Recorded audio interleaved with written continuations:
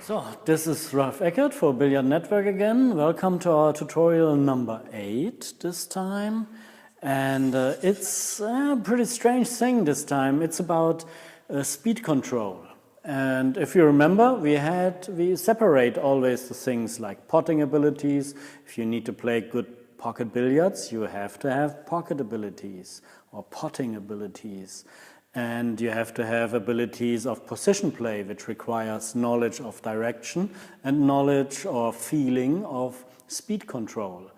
Of course, if you have position drills, which most players prefer, right, with a few balls over there, a few balls over there, and they go back and forth, or one after another in a row, this is nice. You can train it a lot, and you can find a lot on the internet on that. But it requires always everything, like potting, position play and direction. I mean, a position play which requires direction and speed control.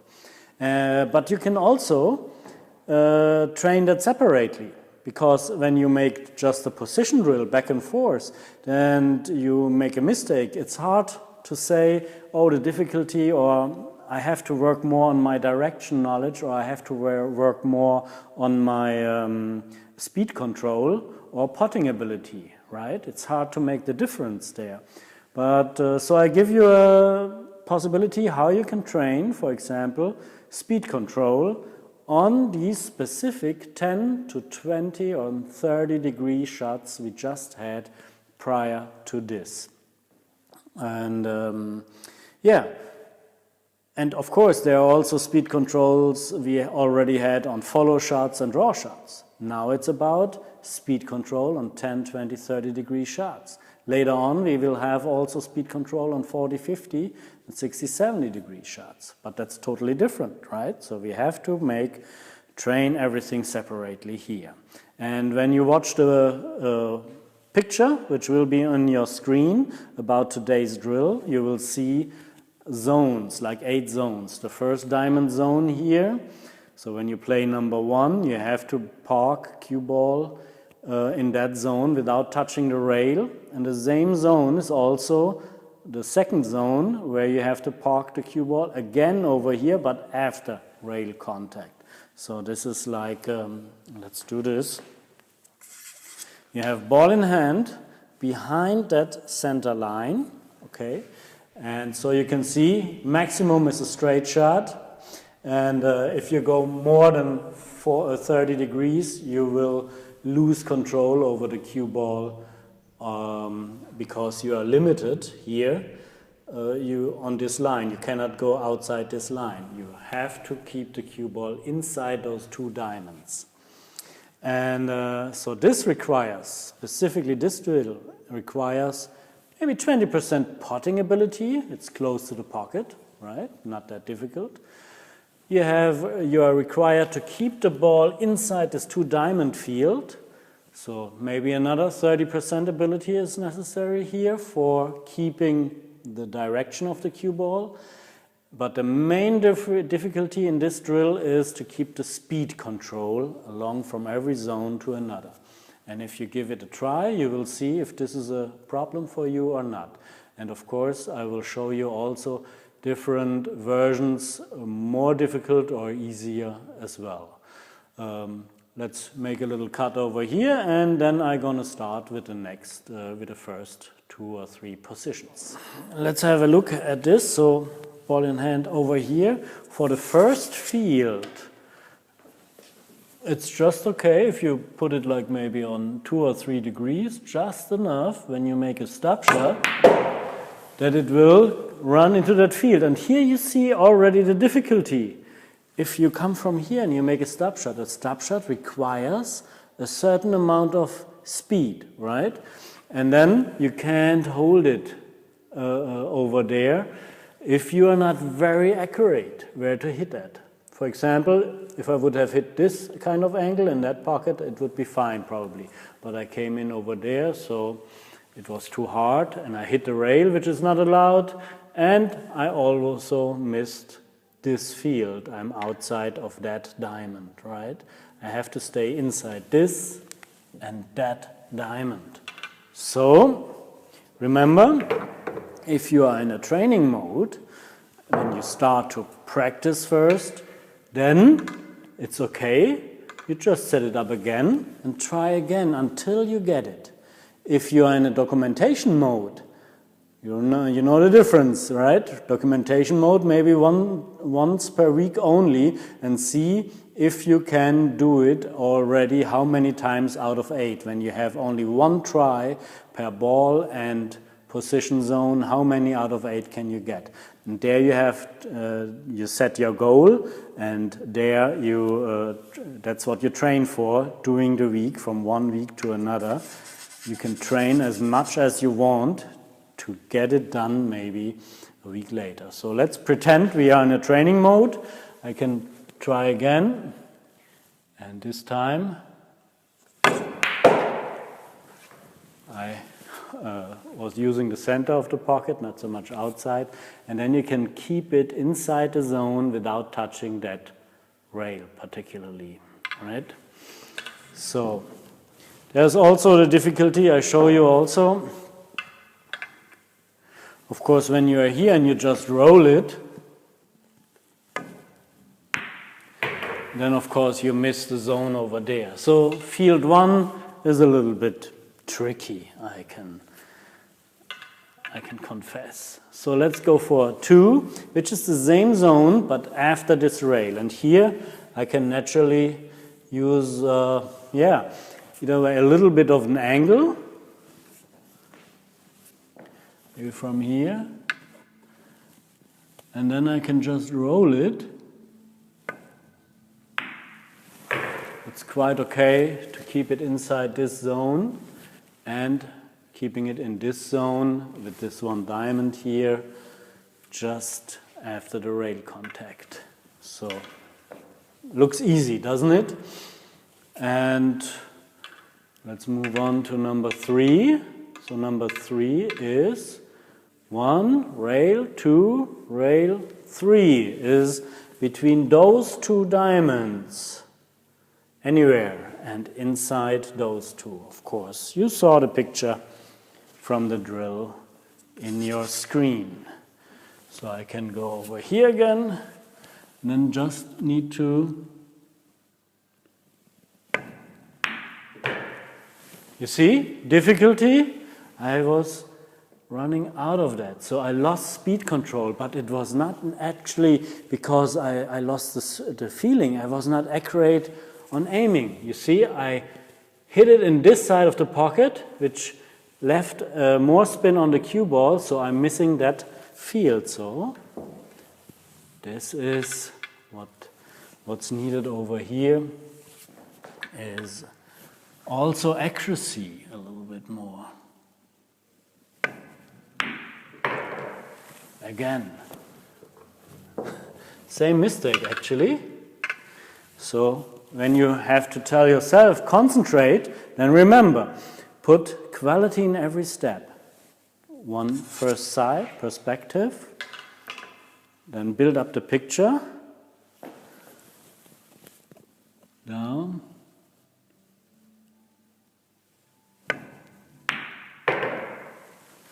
and when you put up quality in every step, then the good result is just a logical consequence out of the quality you put in every step. Let's make another cut over here and have a look at the next fields along that table. So let's have a look at the zone number 4. You place again the ball, cue ball in the hand behind that center line.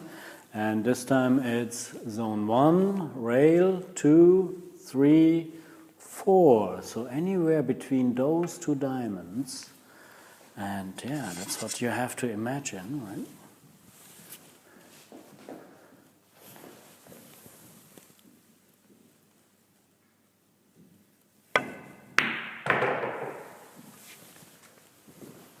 Then you check, yes, it's inside, and then you just continue with number 5. And zone number 5 is just the next one, from here to there, but always in this 2 diamond zone.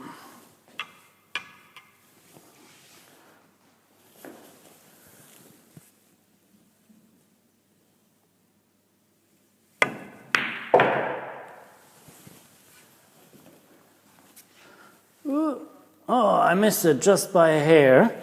And then, if you are in the documentation zone, then you just continue with number 6. The 5 ball would have no count, take it out. But if you are in the training zone, you just place it again. And then you keep in mind how was your stroke was before. And now try to imagine how it must feel like in order to be a little bit more softer.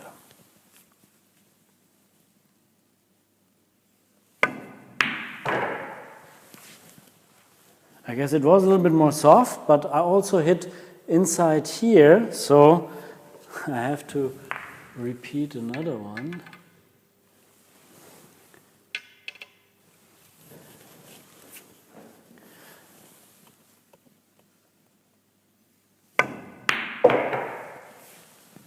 And then you see actually, okay, now it's fine. Then you see actually that this drill, which looks kind of easy, is not that easy, right? So also some better players have sometimes difficulties with it.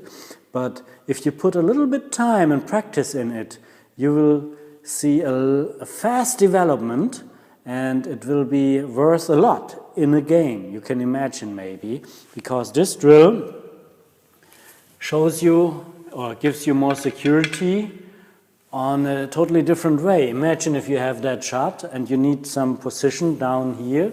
The most players choose those cross, this rail, that rail, and over there to get there, right? Which is okay, absolutely.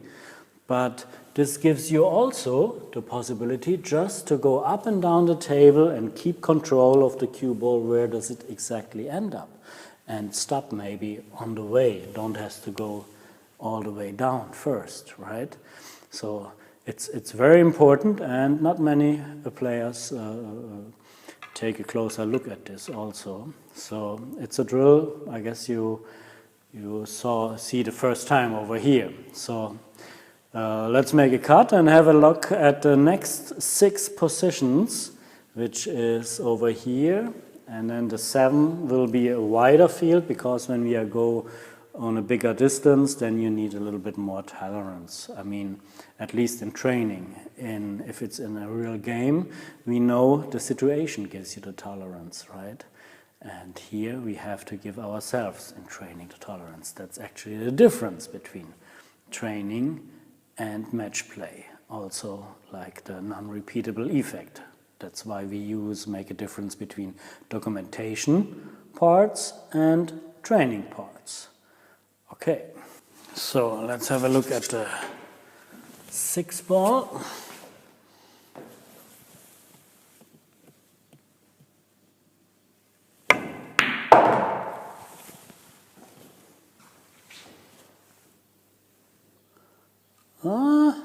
Sometimes you need really a referee, but if you judge it right, it's inside, still inside between this and that zone. And of course inside this. So let's move on to number 7.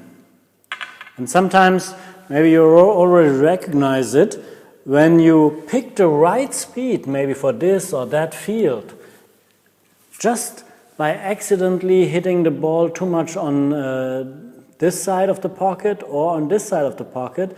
This is enough, for example, if you put up the right speed for center pocket and you put it here, it might be too slow, too short. It will come up too short. And this one maybe is too much speed then. And this is sometimes, in a game, that happens also in a game to you, because sometimes players are sloppy in aiming when the ball is in front of the pocket, right? Sometimes, okay, they make still the ball in, but they miss sometimes position because of that. And let's have a look at number 7. On number 7, we got a 2-diamond field now. That feels comfortable, because we need a little bit more tolerance the further the position is away from the ball we hit, actually.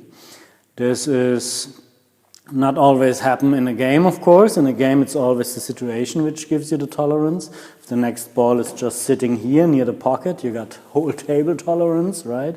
But if it's sitting over here and maybe blocked by a ball there or there, then you might have a pretty small tolerance, right? So it's always in a table. Depends on the situation. But here, in training, we have to give ourselves those kind of borders and practice till we get it. All right.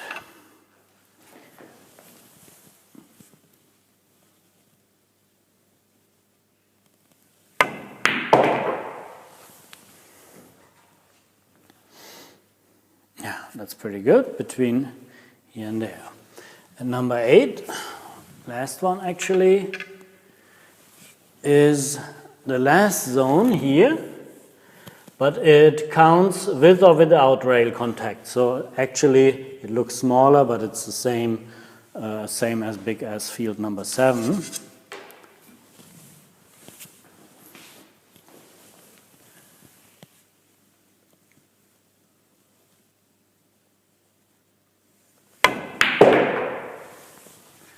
And here you see the accident, which happens a lot on number 8. I got the right speed, but I lost the direction part, which is still like 30% in this drill, and it wouldn't count. So, but if we are in practice mode, you just set up again and try to increase your angle a little bit, right? The more angle you got here, the more the cue ball comes in this direction, and if you are more coming from that angle, it goes more over there. And of course, accident side spin can always happen, right?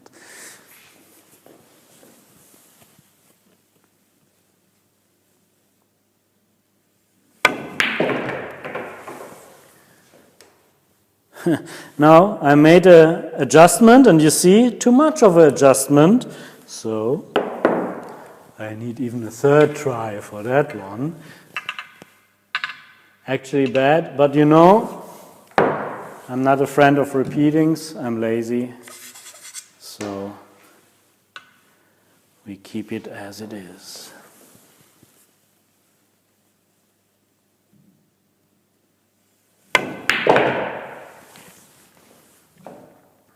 And this time it's quite good. Inside the zone. And here I'm also still inside. And now the next part, in the next scenes, I show you some how you can make this kind of a drill a little bit easier or a little bit more difficult for better players. And of course, something else. So here we are back with a few more new balls. And of course, you can make this drill, which is kind of intermediate level, I just showed to you. You can make it more easy. So the beginner's version is like ball in hand. Not from here, just like ball in hand. And then you can see along this, and you can also extend the field, maybe without touching those rails. So you have like a 4-diamond field in wideness and do just position 1, 2, 3, 4, and so on. So this is also okay more for beginners. And then you can make it more difficult. Put up those 2 diamonds and maybe add up a distance from that diamond and that diamond. And you can make it more difficult, for example, putting the ball over there. Still cue ball here, or for not so experienced players, ball in hand. But if you put it here, then you can see it's still the same angle like the ball would lie over there, right? And you can still make the same difficulty in direction, because instead of having this zone, you can transfer the zone over here. And then you have zone 1, 2, rail, 3, 4, 5, 6, 7, 8. Okay? And yeah, and without touching the rail. And you have 2 diamonds as well. Then you can also do it like this, and coming from that angle, and you use those 2. this zone, 1, 2, rail 2, 3, 4, 5, and so on. And the same over here. So once you go through those, after that you are pretty fine probably with speed control on 10 to 30 degree shots, right? And yeah, this would be then, for example, just the easy zone 1 from this diamond to that diamond and staying inside this diamond field, right? And then I don't go for everything. Let's say number 4. Where is number 4 in this version? It's 1, 2, rail 3, rail 4. It's again over there, and you have to pick the right angle to get there, right? From here to there. And 5 would be here, 6, rail 7, and then 8 is in the center. Let's do that after the second rail.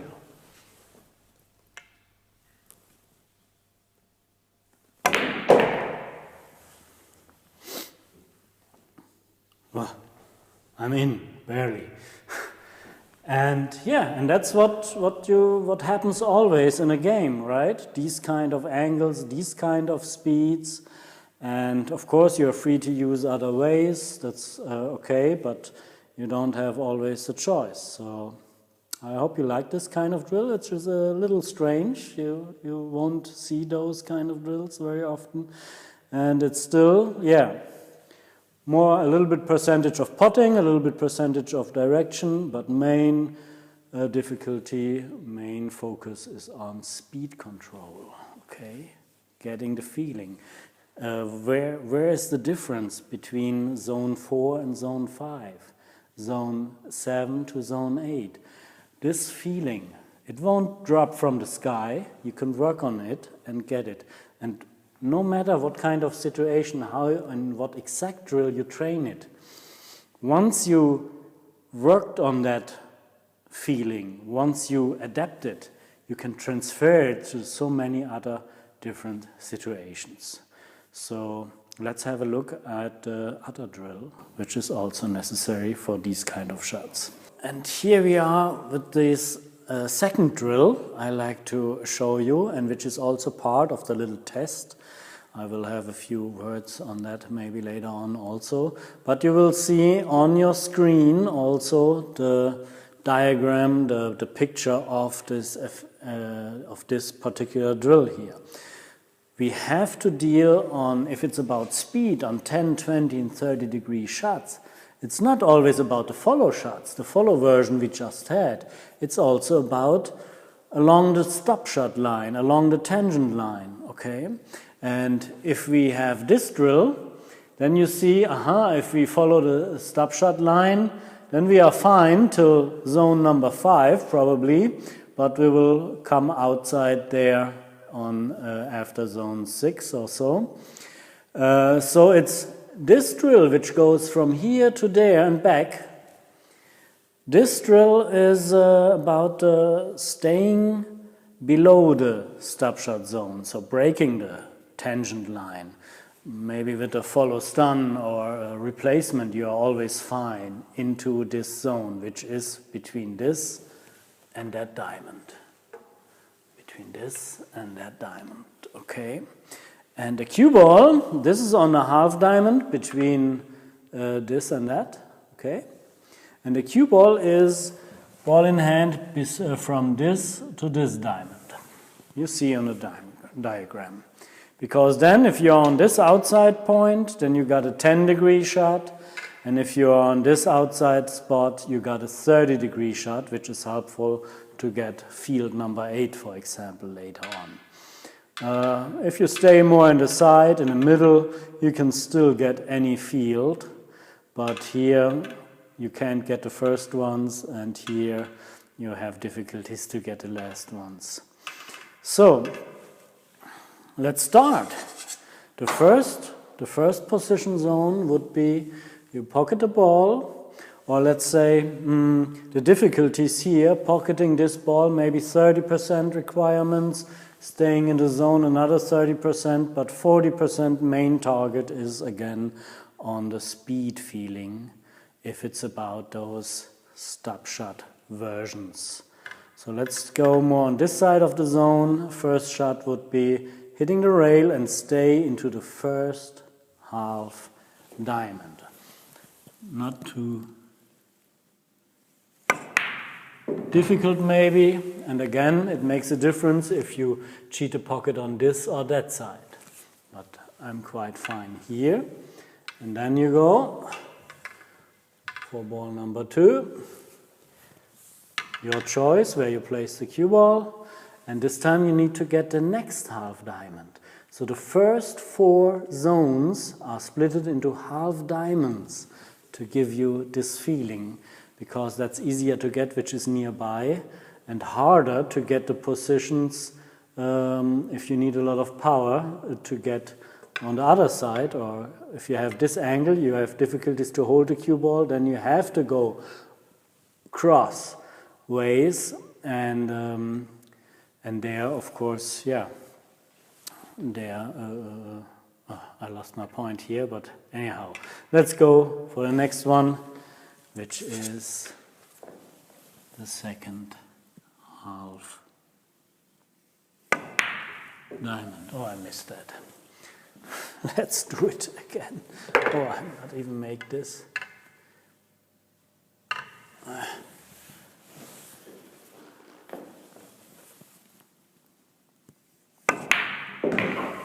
But that's the case when you lost, when you didn't put quality in every step, and I just was not really focused here. So anyhow, so the first 4 fields are half diamonds, then we got 2 fields with full diamonds, and the last 2 fields will be double diamonds. But let's make a cut here and have a look on the next balls in the next scene. We have to make a cut here and there because of the data volume we have to send always to Billiard Network. It's not because I'm missing or something too much. I hate those kind of repeatings. So we will come back in the next scene starting with exactly that. So here we are back on the 3 ball, which is the third half diamond after the rail. 1, 2, 3. That's our target zone here. Try to imagine that.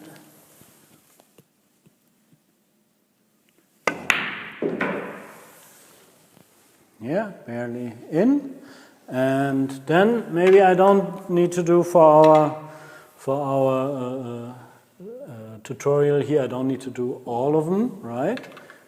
That's your job actually, to practice everything until it works.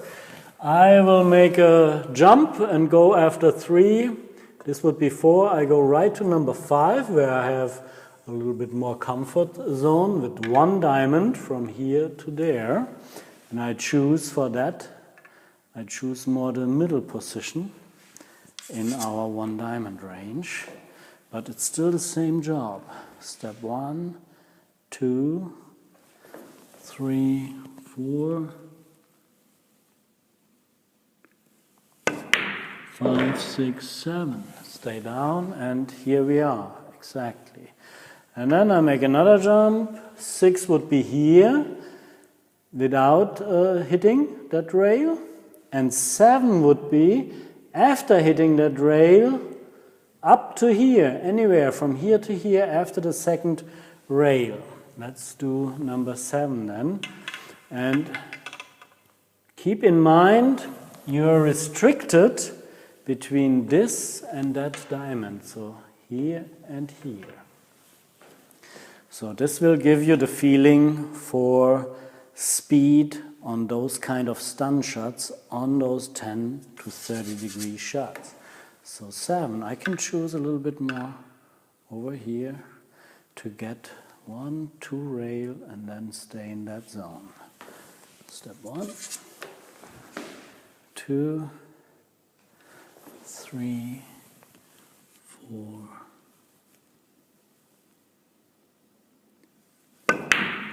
5, 6, 7. Stay down. You see, very nice. but the 7 I missed. How can this happen? I lost the focus. Anyhow, just repeat. In the documentation part, it wouldn't just no count. How many out of 8 can you get is the question. And what's your goal?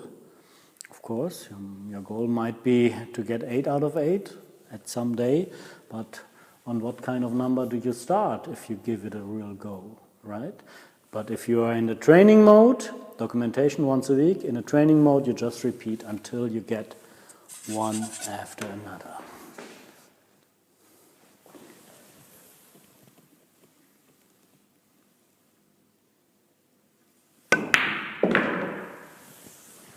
Okay, this time we are just fine between this and that. And 8 is just a little bit more speed you can add up and go a little bit more outside of that field. And so I hope you like that. And of course you can make that drill also, put up easier versions for the beginner, putting up maybe the ball over there and the cue ball. You can mark a 0 and 30-degree range here. And then you can do the same thing along those diamonds, for example, right? So, and if you want to make it more difficult for some kind of experts, you can just use this and start instead of here, you go back over there, like this, with this zone. Okay, I hope you like that, and let's make another cut before I find some final words for you as well. Just a few more, when I'm on the final words here. I just want to repeat one thing which is important, and I don't know if you actually already get it through all the tutorials we already have. I make always this certain difference between documentation part and practice part, right? And when I mention, if you are in a documentation part, whatever drill you do, you got 1 try per shot only, and see how many out of 8, out of 10, out of 15 you can get. And in the training part, which you can make as many times as you want during the week, in the training part you repeat until you get it, the position, the ball, whatever is the target. And if you train to reach a certain goal, for example 8 out of 8, 7 out of 8 in an average, right, and you have to do this 2 or 3 times to get an average, then you have this opportunity only once a week. Some other players maybe only every 2 weeks, but make it on a regular basis. So you can practice until the next opportunity as much as you want, repeat, and then you got, you know, exactly on Mondays or on Tuesdays, once a week or every 2 weeks, I got the chance, one-time chance only, in a documentation to achieve my goal, the goal I set for myself. The other ones during the training, no count. They are for training. There you can repeat. In the documentation you can't. And that's the same case in the match, right? In a match you can't repeat. It counts already like it is. If you miss, you miss, right? And so this is the difference to other practices also as well. I don't know how many YouTubers that mentioned that already, but it's a certain key you can get exactly out of tutorials like this here. And remember, we go through all the details from 1 to tutorial number 24 and within this year, and we cover almost everything one after another. And if it's about when we make the differentiations between potting ability, we make position play, which is the ability of knowledge in direction, and speed feeling, like the one we just had. And of course later on also pattern. Should I go for that shot or that shot? And then the rest are more exotic things. We will have also a few words over there. So here you got the opportunity to go through a complete program, which is a longer way, of course, but a more realistic way. And so keep that in mind, and I hope I can welcome you for the next tutorial. And yeah, this was Ralph Eckert for Billiard Network. See you next time. And if you have comments, I'm happy to answer them if you leave comments on this video later on. Thank you very much.